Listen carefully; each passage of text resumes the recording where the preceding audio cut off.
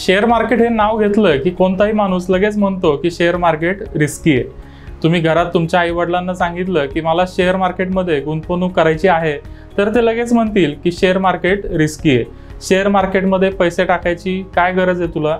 आपली नोकरी किंवा व्यवसाय व्यवस्थित कर, कशाला त्या शेअर मार्केटच्या नादी लागतो? एवढं सांगून तुम्ही ऐकत नसाल तर ते म्हणतील की बाळा, शेअर मार्केटमध्ये जास्त पैसे टाकू नको, थोडेच पैसे टाक, म्हणजे ते बुडाले तरी आपल्याला खूप मोठा फटका बसणार नाही। एकंदरीत काय तर शेअर मार्केट रिस्की आहे हे सगळ्यांना माहिती आहे, पण ही रिस्क म्हणजे नक्की काय आणि आपण ह्या रिस्कला इतकं घाबरण्याची खरंच गरज आहे का? हा सगळ्यात महत्त्वाचा प्रश्न आहे। आपण आयुष्यात ज्या गोष्टी करतो त्या प्रत्येक गोष्टीमध्ये रिस्क असतेच। उदाहरणार्थ, आपण रोज गाडीवर कामाला जातो, गाडी चालवताना आपला ॲक्सिडेंट होऊ शकतो, त्या ॲक्सिडेंटमध्ये आपला हातपाय फ्रॅक्चर होऊ शकतो किंवा आपल्या जीवाला धोका निर्माण होऊ शकतो। ही गाडी चालवण्यामध्ये असणारी रिस्क आहे। भारतात मागच्या वर्षी 4 लाखांपेक्षा जास्त रोड ॲक्सिडेंट झालेत, पण तरीही आपण गाडी चालवणं बंद करत नाही। गाडी चालवताना आपण काय रिस्क आहे ते समजून घेतो, ती रिस्क कमी करण्यासाठी आपण उपाययोजना करतो। हेल्मेट घालणे, कमी स्पीडने गाडी चालवणे किंवा ट्रॅफिकचे नियम पाळून आपण ॲक्सिडेंटची रिस्क कमी करतो। त्याच प्रकारे शेअर मार्केटमध्ये असणारी रिस्क समजून घेतली आणि ती रिस्क कमी करण्यासाठी काही उपाययोजना केल्या तर शेअर मार्केटमध्ये नुकसान होणार नाही। शेअर मार्केटमध्ये केवळ एक रिस्क आहे, ती म्हणजे आपण जेवढी गुंतवणूक केली त्यापेक्षा आपल्याला कमी रक्कम मिळू शकते, म्हणजेच काय तर आपल्याला लॉस होऊ शकतो।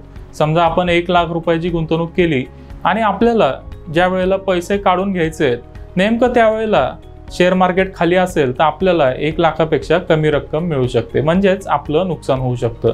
त्यामुळे आपण शेअर्स खरेदी केले आणि मार्केट खाली आलं तर काही काळासाठी आपल्याला नुकसान होऊ शकतं। ही शेअर मार्केटमध्ये असणारी पहिली रिस्क आहे। ही रिस्क कमी करायची असेल तर सगळ्यात चांगला मार्ग म्हणजे लॉंग टर्मसाठी गुंतवणूक करा। ज्यांनी शेअर मार्केटमध्ये 10 वर्षापेक्षा जास्त कालावधीसाठी गुंतवणूक केली आहे त्यांना कधीच नुकसान झालं नाही, असं आपल्याला ऐतिहासिक आकडेवारीतून लक्षात येईल। 1992, 2000, 2008, 2020च्या क्रॅशच्या आधी एकदम टॉपला जरी गुंतवणूक केली असेल तर अर्थातच क्रॅशमध्ये तुम्हाला नुकसान झालं असेल, पण तीच गुंतवणूक 10 वर्ष काढली नाही तर शेवटी तुम्हाला नुकसान होणार नाही। तुम्ही जेवढे पैसे टाकले होते त्यापेक्षा जास्तच रक्कम तुम्हाला मिळेल। त्यामुळे आपण गुंतवणूक केल्यावर मार्केट काही काळासाठी 20 ते 70% खाली येऊ शकतं, ही रिस्क आहे। ही रिस्क मॅनेज करायची असेल तर 10 वर्षापेक्षा जास्त कालावधीसाठी गुंतवणूक करणं हा त्यावरचा उपाय आहे। आता दुसरी रिस्क म्हणजे आपण 15-20 शेअर्स खरेदी केले आणि त्यातल्या काही कंपन्या बुडाल्या तर त्या शेअर्समध्ये गुंतवलेली पूर्ण रक्कम बुडू शकते, ती रक्कम शून्य होऊ शकते। उदाहरणार्थ JP associates, Suzlon, yes bank, Anil Ambani ग्रुपच्या कंपन्या एकेकाळी ब्ल्यू चिप होत्या, पण या कंपन्यांना व्यवसाय चालवण्यात अडचणी आल्या, त्यामुळे हे शेअर्स उच्चांकापासून 90-95% खाली आले। जगातल्या शेअर मार्केटमध्ये किंवा भारतातल्या शेअर मार्केटमध्ये ज्या कंपन्या पूर्ण बुडाल्या आहेत आणि ज्यांच्या शेअर्सच्या किमती शून्य झाल्यात त्यांचं आपण ॲनालिसिस केलं तर एक गोष्ट लक्षात येईल, ती म्हणजे या कंपन्यांनी खूप जास्त कर्ज घेतलं होतं। त्यामुळे एखाद्या शेअरमध्ये आपले पूर्ण पैसे बुडू नयेत असं जर वाटत असेल तर आपल्याला ती रिस्क मॅनेज करावी लागेल। यासाठी आपल्याला कंपनीचा डेट टू इक्विटी रेशो बघावा लागेल। कमी कर्ज असणाऱ्या कंपन्यांच्या शेअर्स खरेदी केले तर पूर्ण पैसे बुडण्याची रिस्क बऱ्यापैकी कमी होते। डेट टू इक्विटी रेशो म्हणजे काय ते आपण नंतर पुढच्या एका एपिसोडमध्ये बघणार आहोत। आता रिस्कचा तिसरा प्रकार बघूया। शेअर मार्केटमध्ये गुंतवणूक करणाऱ्या प्रत्येक गुंतवणूकदाराला एक अनुभव नेहमी येतो, तो म्हणजे आपण जेव्हा एखादा शेअर खरेदी करतो, आपण खरेदी केला की लगेच त्यानंतर तो शेअर खाली येतो, काही दिवस आपल्या बाय प्राइसच्या खाली ट्रेड करतो आणि मग तो वर जातो। कंपनीचा व्यवसाय आणि शेअरची किंमत लॉंग टर्ममध्ये वाढणार आहे याची आपल्याला खात्री असते, मात्र हा शेअर नक्की कधी वाढेल ते सांगता येत नाही। उदाहरणार्थ, मी जुलै 2015 मध्ये मोतीलाल ओसवाल या कंपनीचा शेअर 350 रुपयाला खरेदी केला होता। शेअर खरेदी केल्यावर लगेच तो खाली आला, पुढचे सलग 8 महिने तो शेअर खाली येत होता। मार्च 2016 मध्ये तर हा शेअर 250 रुपयापर्यंत खाली आला, म्हणजे मला 8 महिन्यात 30% लॉस झाला, पण कंपनीचा व्यवसाय वाढेल याबद्दल मला कॉन्फिडन्स होता म्हणून मी शेअर्स होल्ड केले। नंतर शेअरमध्ये तेजी चालू झाली आणि पुढच्या 2 वर्षात मोतीलाल ओसवालचा शेअर 1,500 रुपयाच्या वर गेला।